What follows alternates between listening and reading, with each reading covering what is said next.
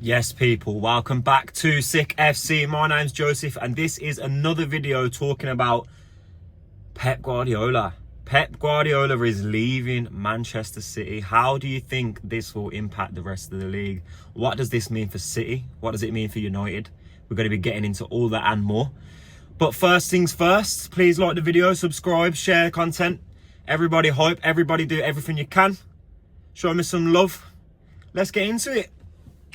So this news has been going around for a couple of years now that Pep's almost leaving City, and it seems like at the end of every season he ends up either signing an extension or telling everyone he's staying until the end of his contract.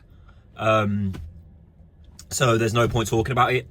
But the Mail Online, I believe, broke this story first, and then after that a lot of the journalists all got to it around the same time, Ornstein, Fabrizio Romano. But it is confirmed from Tier 1, super reliable journalists, David Ornstein. Pep Guardiola will not be Manchester City manager from the start of next season. And they're saying that it's going to be Enzo Maresca. Enzo previously had worked at City, so it'll be interesting to see if he goes in there and builds an instant relationship with the players. He obviously doesn't have to build a relationship with the hierarchy because he's already worked with them. He obviously knows a lot of people at the club already. And he was there for the City's treble season. So he's been successful there.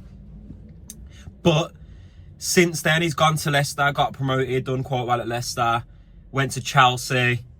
Chelsea is a bit of a weird one because he was there under the Blueco ownership when Blueco were deciding that they have control of the transfers. They need to pick the team. So I'll be really intrigued to see how Maresca does at City. Excuse me. But this is just a great feeling. This is just a great feeling as a United fan, looking at the rest of the league, seeing how United have managed to come back into this season, pick it back up. We've beaten all the big teams. And with the right recruitment, you look at it and you think, yeah, we can challenge. We can have a go next season. And with Pep going, that really, really starts to feel possible. I mean, he's won 6 of the 10 Premier League titles is available to him since he started at City, which is a ridiculous record. Only Fergie in the Premier League can chat to Pep, let's be real. I think he's surpassed Wenger, he surpassed Mourinho in the Premier League. I think he surpassed, like I said, anyone except for Sir Alex Ferguson. And the only reason I keep Sir Alex above him is obviously longevity and that ability to rebuild.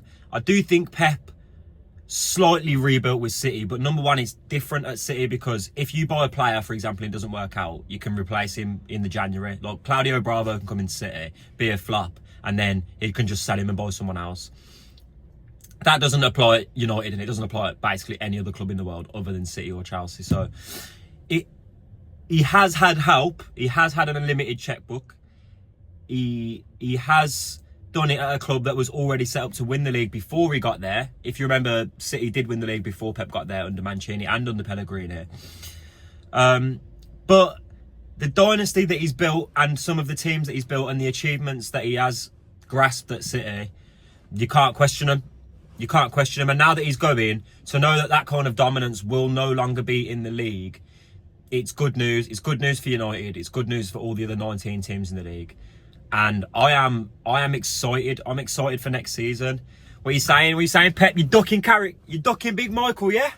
You're seeing Carrick's Reds playing that fucking prime Champions League champagne counter-attacking ball. And you decided, let me get out of here while I still can. Interestingly, though, very interestingly, though, I don't actually think he's ducking Carrick, by the way. But interestingly, Pep Guardiola said, when they first asked him about the 115 charges, that he's asked the club if this is true, and the club told him it's not true. And he said, if Man City have lied to me, I will leave. Now, it's interesting because Pep has always been somebody who was very vehement about staying to the end of his contract. He always says, I'll stay to the end of my contract. I've got a contract. But him announcing that he's going to leave before the end of that contract, is that a sign that Man City are about to get punished and Pep Guardiola doesn't want to be there for that? He is leaving the sinking ship. The rats are leaving.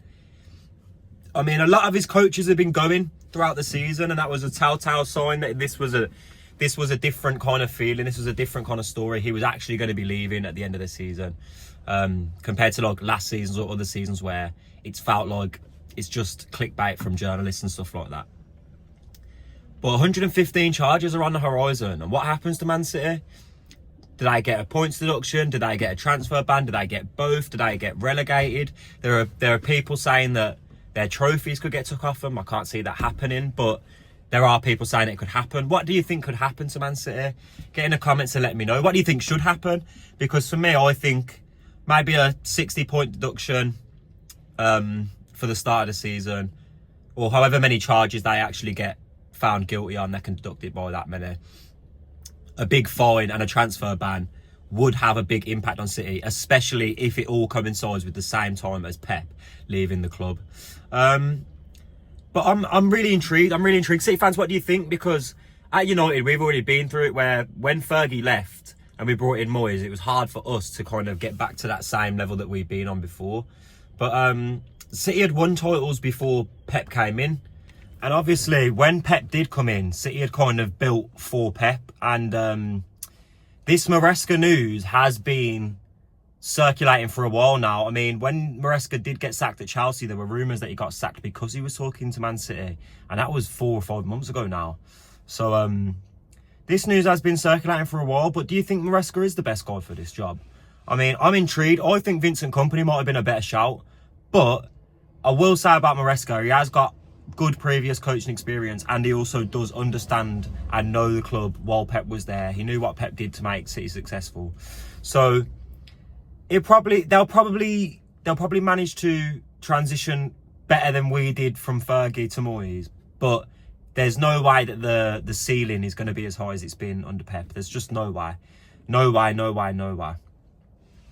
And also, another thing about Pep leaving that we all have to consider with the transfer window coming up is, what does this do to the pull of Man City? Because, yeah, I'm sure they're still going to have pull. They've been massively successful. They've got loads of money, brilliant facilities, training ground and all this stuff like that.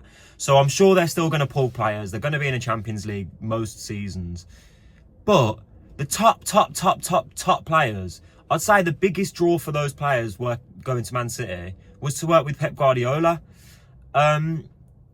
Is City anywhere near as appealing when it's not Pep Guardiola as like another big club? If Chelsea are paying good wages and the manager's Xavi Alonso, and City aren't guaranteed to be challenging for the title because Pep's not there anymore, what makes City a more appealing proposition than Chelsea, or makes City a more appealing proposition than, say, a big club like Man United or Liverpool? Probably nothing.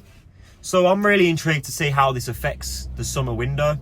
Hopefully, Elliot Anderson is looking at this and thinking, well, if Pep's not going to City, I ain't going to City.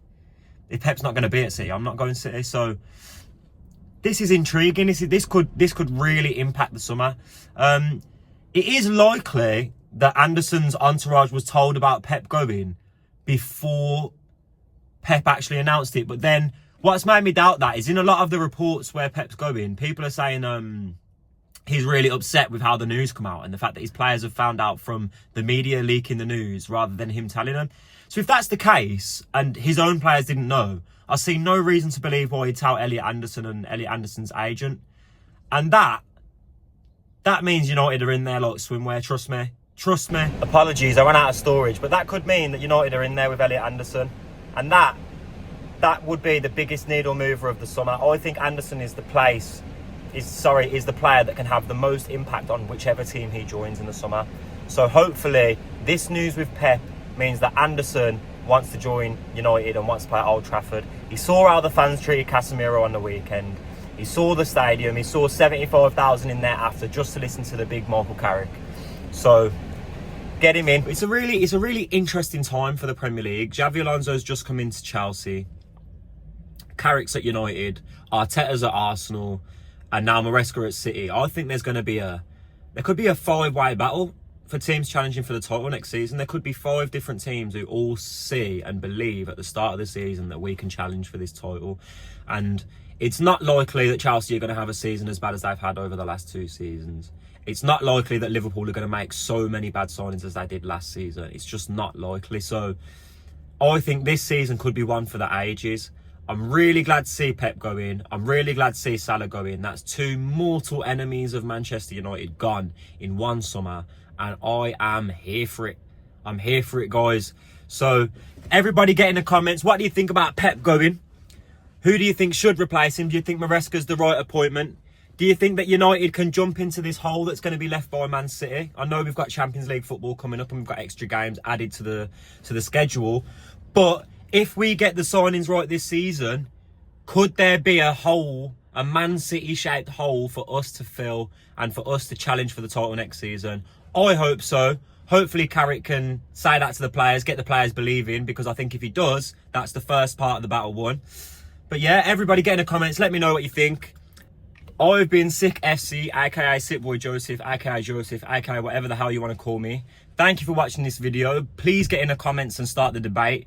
What do you think about Pep going? What do you think about Maresca replacing him? How do you think that City will do next season? How do you think this affects the Premier League?